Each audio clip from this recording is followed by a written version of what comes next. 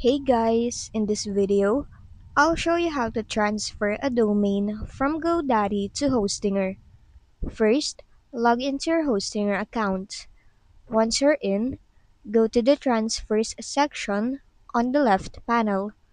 Before transferring a domain, make sure it is at least 60 days old, unlocked, and that you have the authorization code. So, let's unlock your domain and get that code. Log into your GoDaddy account and go to your products page. Scroll down to the domains section, then click Manage beside the domain you want to transfer. On your domain dashboard, click Domains on the left panel. Next, go to the registration settings.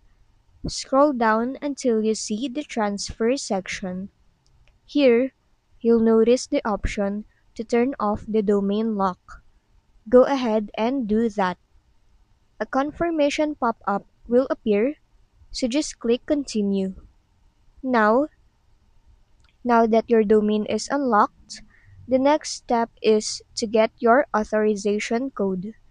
To do that, click on Transfer to another registrar.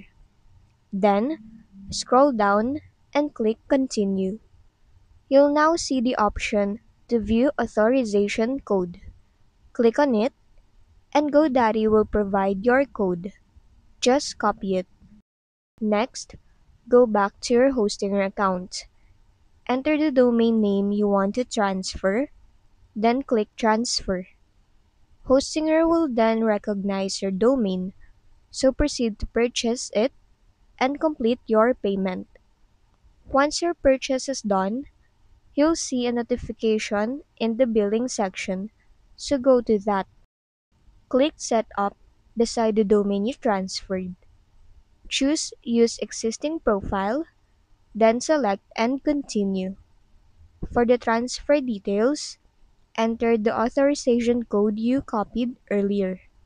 Then, choose the first option for the DNS records and click Transfer Domain. And that's it. Your domain transfer is now in progress.